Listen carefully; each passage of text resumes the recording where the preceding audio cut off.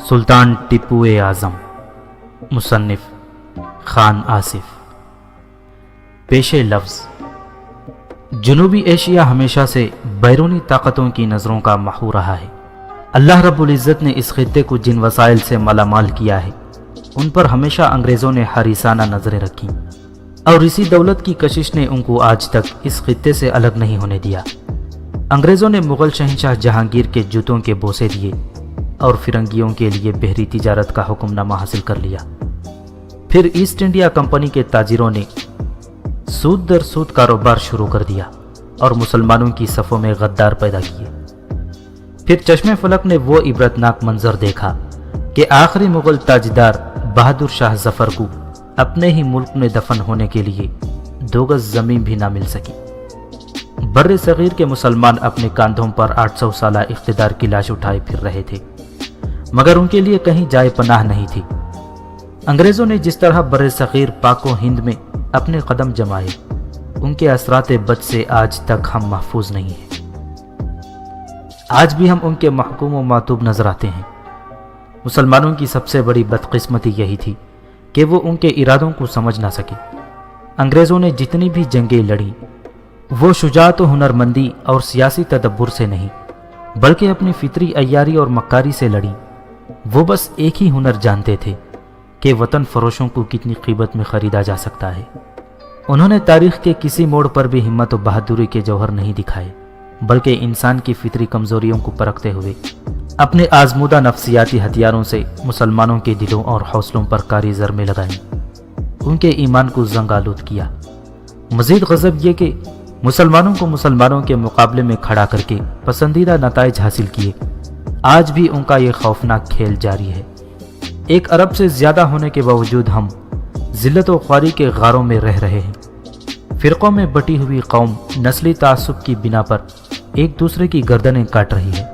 اہل ایمان کا خون پانی کی طرح سڑکوں پر بہہ رہا ہے، یعنی قاتل بھی ہم ہی ہیں اور مقتول بھی ہم ہی۔ ایک وحشت ناک عذاب ہے جو ہمارے سروں پر مسلط ہے۔ ہر ایک کا اپنا خطبہ ہے، ہر ایک کا اپنا منبر ہے، ہر ایک کا اپنا قبلہ ہے، ہر ایک کامل رہبر ہے۔ بظاہر 1 ارب ہم ہیں، عظیم الشان میلہ ہے، مگر ہر اہل ایمان آج تنہا ہے، اکیلا ہے۔ آج بھی فرنگیوں کی وہی بساط سیاست ہے، وہی مہرے، وہی چالیں ہیں، بس صرف نام اور چہرے بدل گئے۔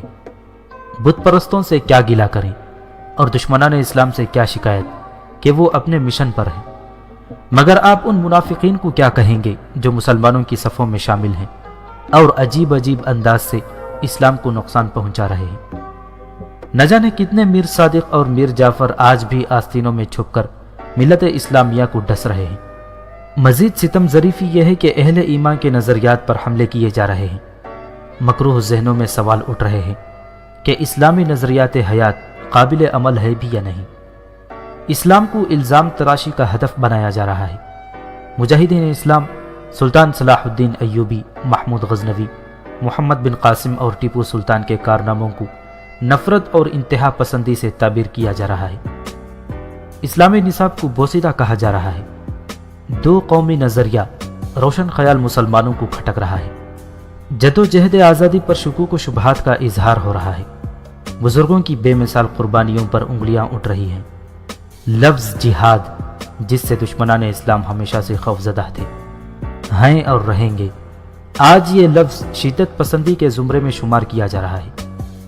میری سمجھ میں نہیں آتا کہ انتہا پسندی کی تعبیر و تشریح کرتے وقت اسے اسلام اور مسلمانوں سے کیوں منسوب کیا جاتا ہے، جبکہ اہل زمین جانتے ہیں کہ اس وقت سب سے زیادہ ظلم و ستم کا شکار اہل اسلام ہی ہے۔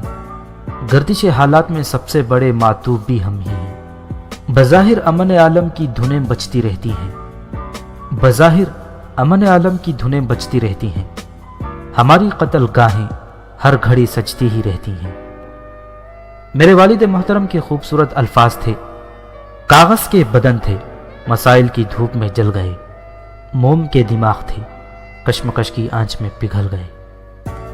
حرص و ہوس یا بھیک کے لیے ہاتھ پھیلا دیے کہ صدیوں سے ہمارا مزاج ہے کہ ہم ایفائے عہد اور جان فشانی سے جی چراتے رہے۔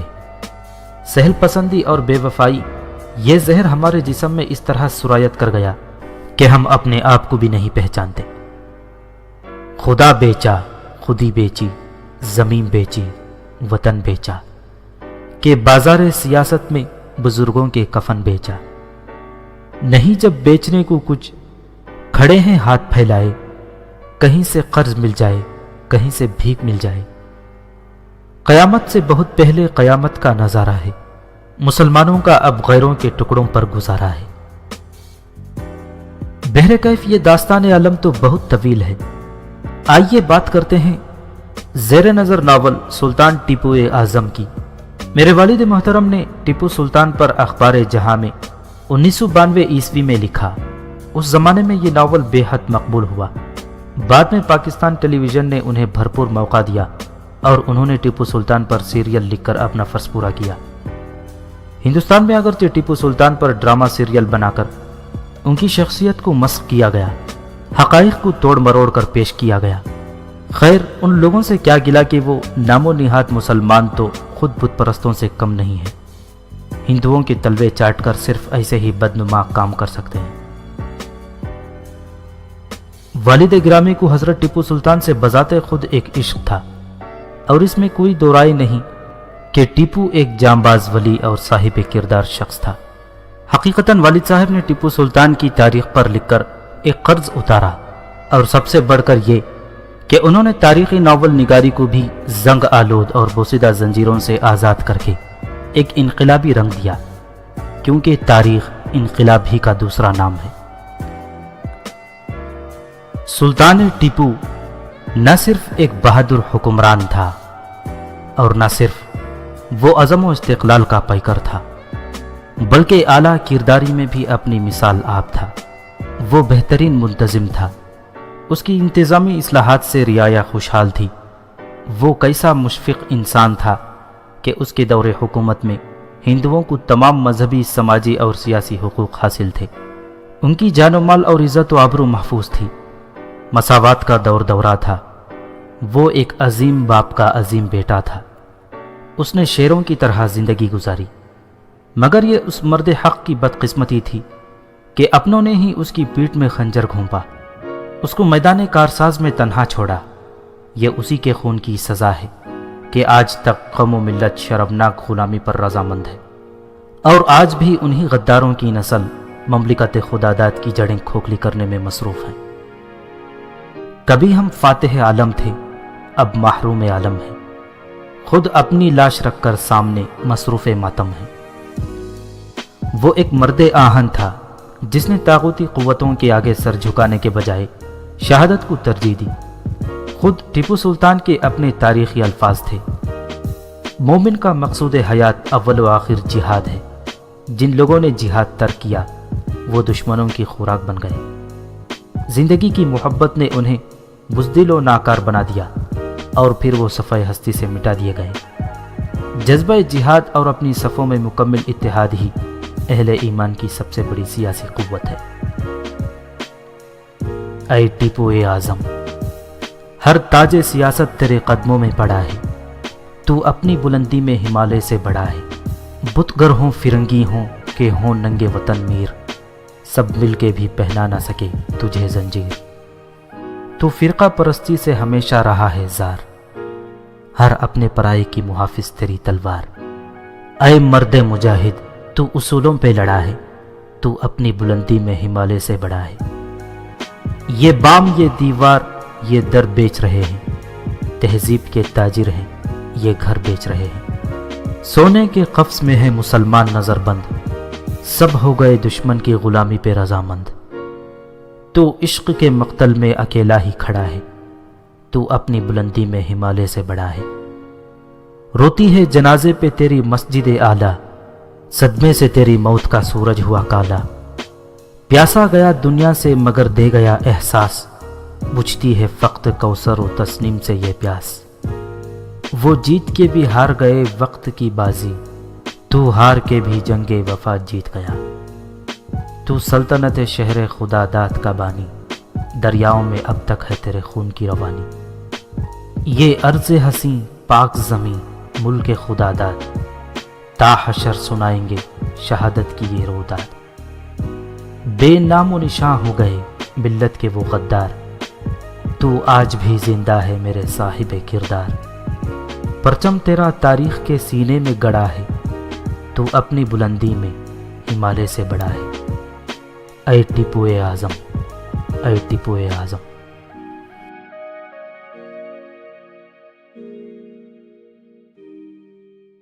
शेख वली मोहम्मद सही नस्ल अरब था और कुरैश के एक मुमताज़ कबीले से ताल्लुक़ रखता था। उसके आबा व अजदाद सदियों से मक्का मुअज़्ज़मा में आबाद थे। शेख वली मोहम्मद एक मुतवस्सत दर्जे का ताजिर था।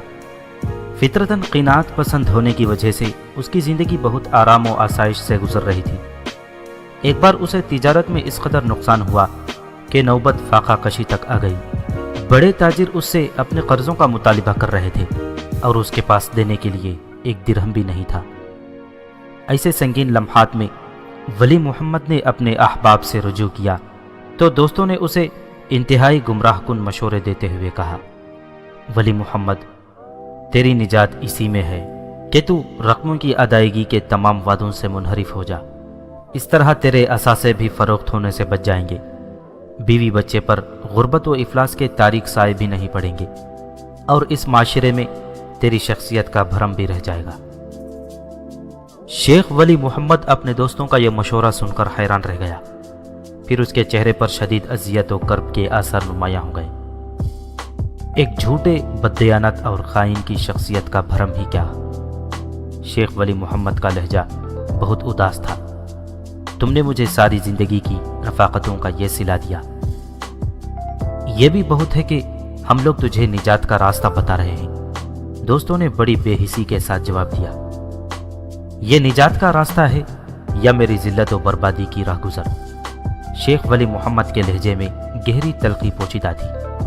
अगर दोस्त हो तो मेरे गर्क होने का तमाशा क्यों देख रहे हो?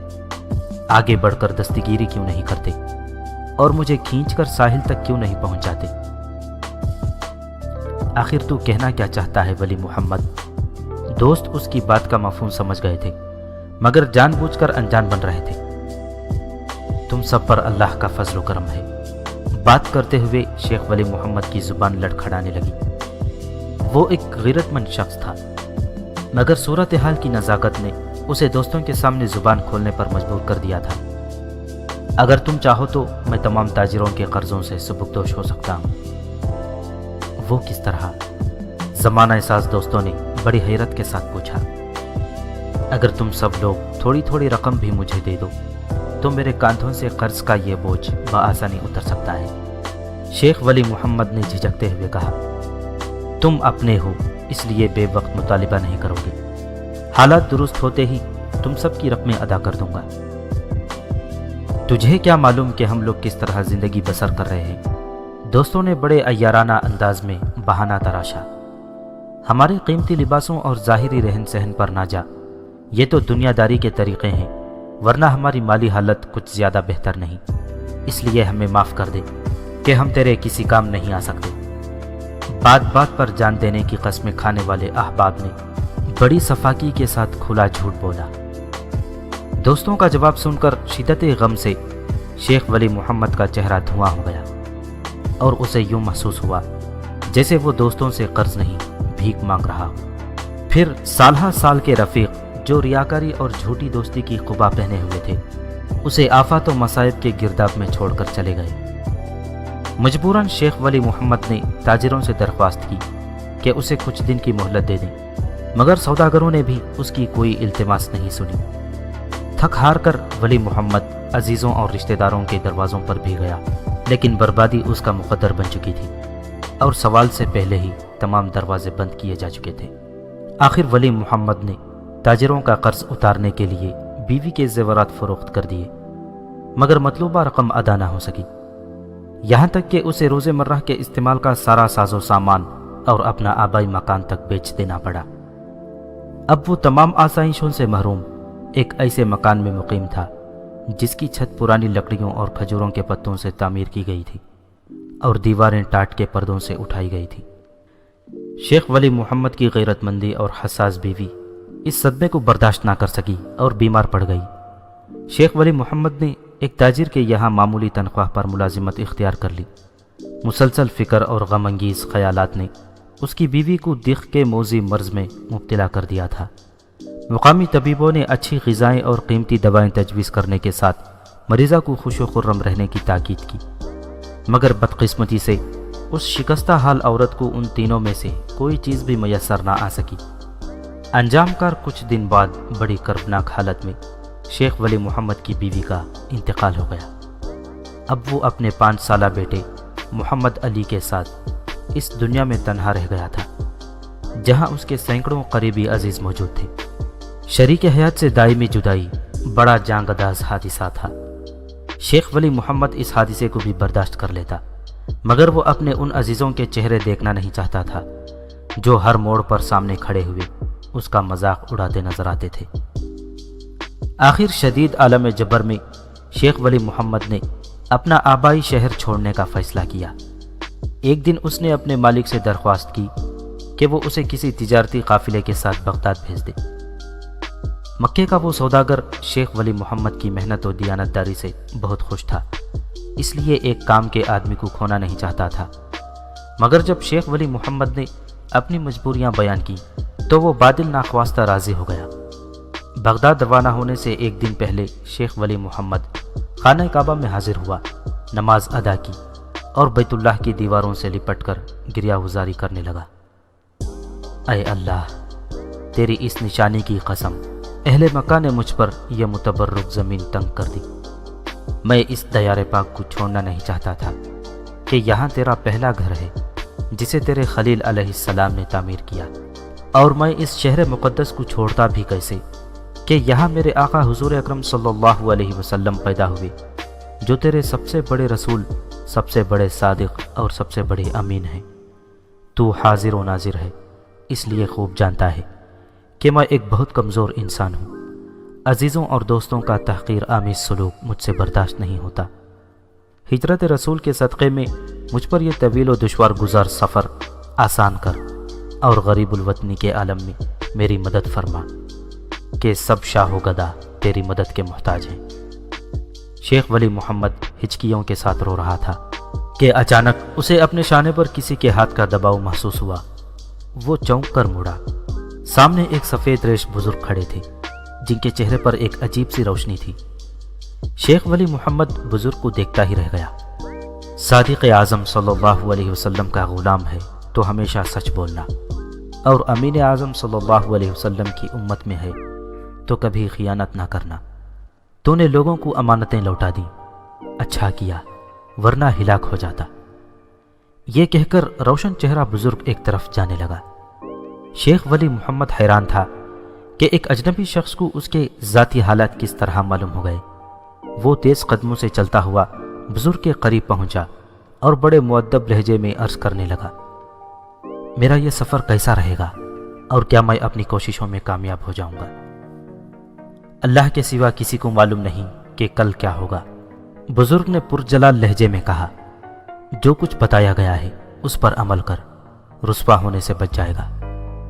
بزرگ کا جلال روحانی دیکھ کر شیخ ولی محمد مزید کچھ پوچھنے کی ہمت نہ کر سکا، اور دوسرے دن اپنے 10 سالہ بیٹے محمد علی کو لے کر ایک تجارتی قافلے کے ساتھ بغداد روانہ ہو گیا۔ دراصل شیخ ولی محمد بغداد اس لیے آیا تھا کہ یہاں تجارت اور روزگار کے بہتر مواقع حاصل تھے۔ وہ دوبارہ دولت جمع کر کے اپنا کھویا ہوا معاشرتی وقار بحال کرنا چاہتا تھا۔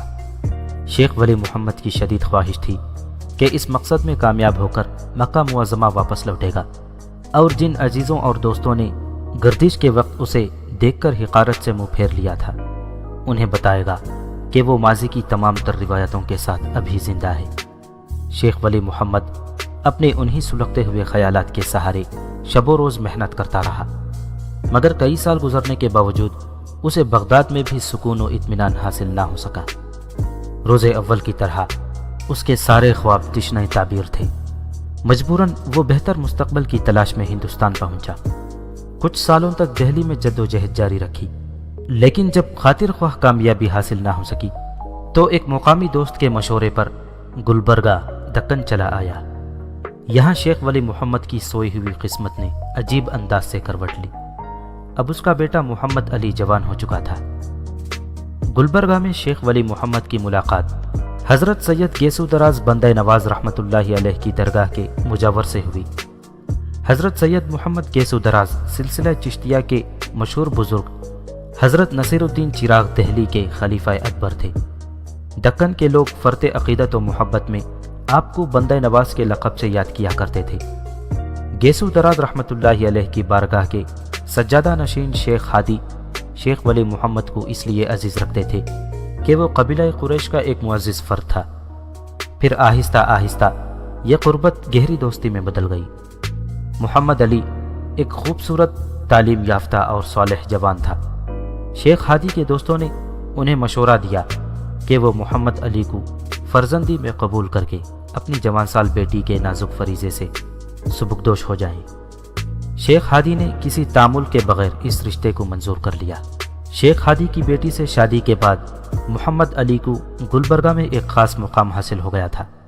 اس کے باپ شیخ ولی محمد نے چین کی سانس لی، مگر اس کے سکون کی یہ مدت بہت مختصر تھی۔ محمد علی کے پہلے بیٹے کی پیدائش پر وہ بہت خوش تھا کہ اچانک آخری سفر پر روانگی کا حکم آ پہنچا۔ آخر شیخ ولی محمد چند روز بیمار رہ کر دنیا سے رخصت ہو گیا۔ باپ کے انتقال کے بعد محمد علی گلبرگہ سے ترک سکونت کر کے ریاست بیجاپور چلا آیا۔ یہاں اس نے کئی سال تک پرآسائش زندگی بسر کی، مگر بیجاپور کے زوال کے بعد محمد علی نقل مکانی پر مجبور ہو گیا۔ اب وہ اپنی بیوی اور 4 لڑکوں شیخ الیاس، شیخ محمد علی، شیخ محمد امام اور شیخ محمد کے ساتھ ضلع کولار کی طرف بڑھ رہا تھا۔ کولار میں محمد علی کے بہت سے شناسہ مقیم تھے، اس لیے یہاں اسے کسی قسم کی مالی دشواری پیش نہیں